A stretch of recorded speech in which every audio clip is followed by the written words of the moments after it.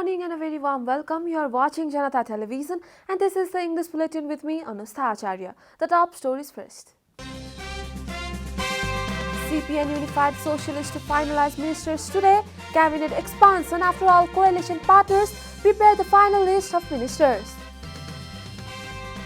Travelers returning home for Dasai face woeful journey. Complain of bad condition of roads and traffic congestions.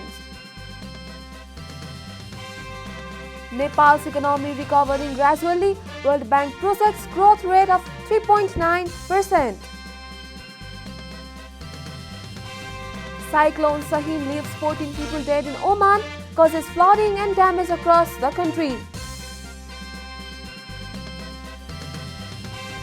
And Newcastle gets new honours. Saudi Arabia acquires the club for £305 million.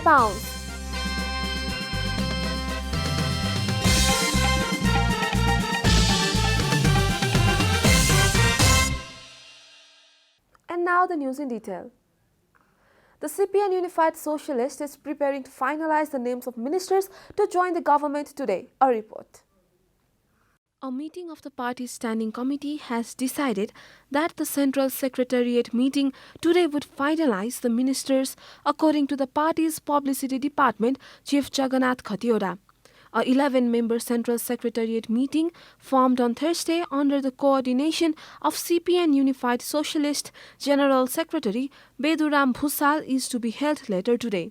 According to him, the party would get the ministerial portfolios of Urban Development, Ministry Health and Population Ministry, Ministry of Culture, Tourism and Civil Aviation and Ministry of Labour, Employment and Social Security.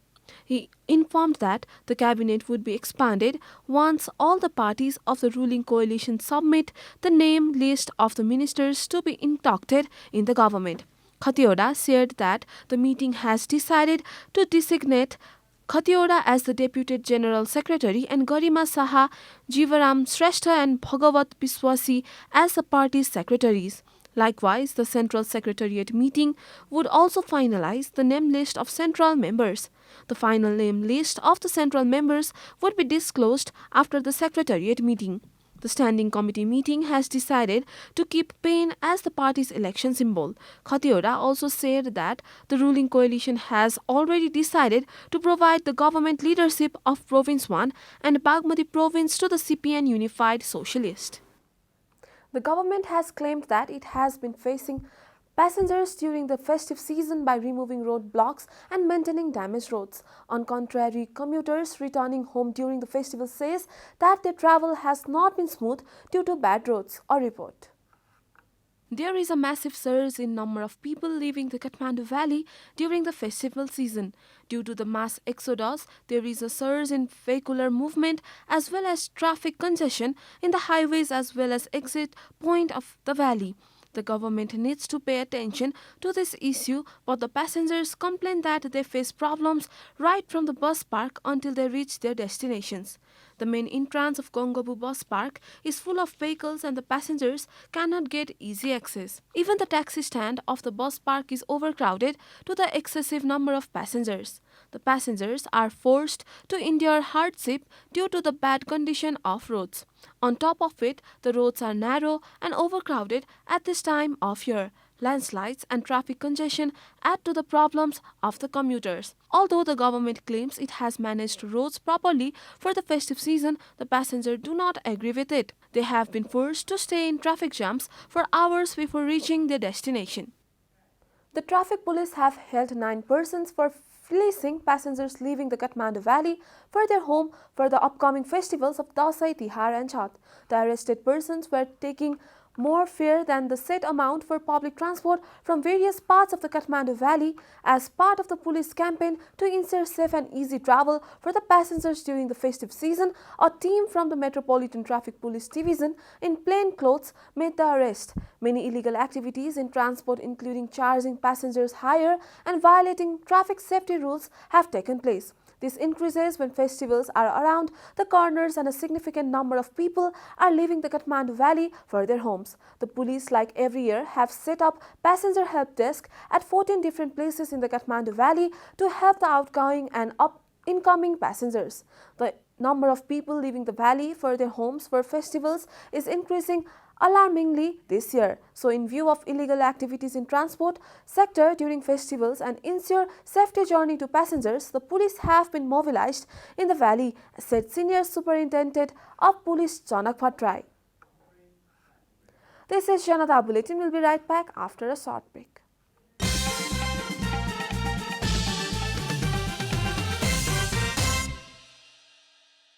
Welcome back after the break. We continue with other national news. The government yesterday confirmed 762 new cases of coronavirus across the country. Following the latest round of tests, the total cases of coronavirus in the country have climbed to 800,282, while the number of active cases has dropped to 15,942. According to the Ministry of Health and Population, altogether 773,140 infected persons have recovered from the disease in the country so far, following the recovery of 911 patients yesterday. The death toll from coronavirus has climbed to 11,200 after 8 fatalities were reported yesterday. Nepal is currently among top 44 countries that have been most affected by the pandemic. The USA tops the list with over 45.01 million confirmed cases, followed by India with over 33.91 million cases. Coronavirus has infected more than 237.51 million people across the world and claimed over 4.84 million lives. And now the news from economic front.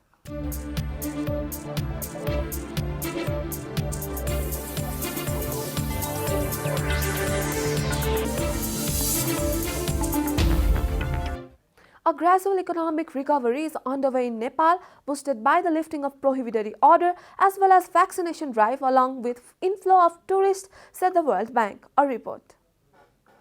Nepal's economy is expected to grow by 3.9% in fiscal year 2022, an improvement over 1.8% growth in fiscal year 2021. However, the growth is still below pre-pandemic growth averages, according to World Bank's latest South Asia economic focus. In South Asia, recovery continues as global demand rebounded and targeted containment measures helped minimize the economic impacts of the recent waves of COVID-19, the report further states. But the recovery remains fragile and uneven, and most countries are far from pre-pandemic trend levels, states the World Bank's twice-yearly regional update published on October 7. In Nepal, recovery is vulnerable to risk and will rely on the continued gradual resumption of economic activities alongside social distancing and an effective vaccination rollout this year. The latest South Asia economic focus titled Shifting Gears, Digitization and Services-Led Development Projects, the reason to grow by 7.1% in 2021 and 2022. While the year-on-year growth remains strong in the region, the recovery has been uneven across countries and sectors. South Asia's average annual growth is forecast to be 3.4% over 2020 to 23, which is 3 percentage points less than it was in 4 years preceding the pandemic. In Nepal, the pandemic has accelerated the growth of digital services, with the use of electronic payment transactions increasing by double digit, the World Bank reported stated. Growth in the services sectors as a whole is expected to drive Nepal's recovery despite structural constraints such as slow domestic job creation, the country's high vulnerability to natural disasters and climate change, and large infrastructure gap. Time for a short break here at Janata Bulletin. Stay tuned for international news.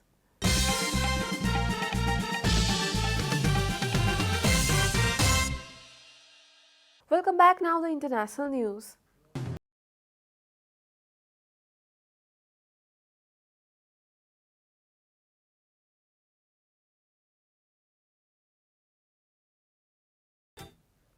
The death toll from Cyclone Sahin had crashed through Oman rose Thursday to 14 after the Solnet found the body of someone missing since the storm. Omani State Television made the announcement, raising the total number of dead in the country to 12. In Iran, authorities have found the bodies of 2 fishermen killed in the storm.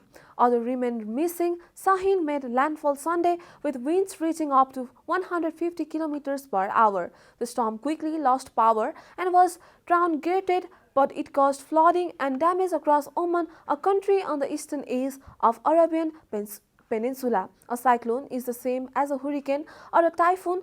Their names only change because of their location.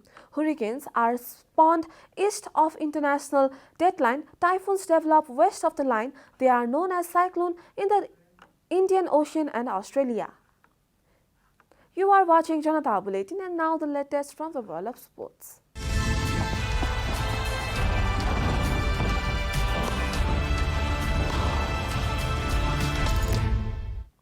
A Saudi Arabian-backed £305 million takeover of Newcastle United has been completed. The Premier League has approved the takeover after receiving legally binding assurances that the Saudi state would not control the club. Instead, the Public Investment Fund, which will provide 80% of the funds for the deal, is seen as separate to the state. This is despite the Crown Prince of Saudi Arabia, Mohammed bin Salman, being listed as chair of PIF. The sale went through after the deal passed the Premier League Owners and Directors test. The takeover brings to an end Mike Ashley's 14-year spell as Newcastle United owner. Fans gather outside Newcastle St James Park Stadium on Thursday to celebrate the takeover being approved. PIF have assessed of £250 billion, making Newcastle one of the richest clubs in the world. We are at the end of Janata Bulletin, and the headlines once again. CP and Unified Socialists to finalize ministers today. Cabinet expands, and after all coalition partners prepare the final list of ministers. Travelers returning home for Dasai face woeful journey, complain of bad condition of roads and traffic congestion. Nepal's economy recovering gradually. World Bank projects growth rate of 3.9%. Cyclone Sahin leaves 14 people dead in Oman, causes flooding and damage across the country. And Newcastle gets new owners. Saudi Arabia acquires the club for £305 million.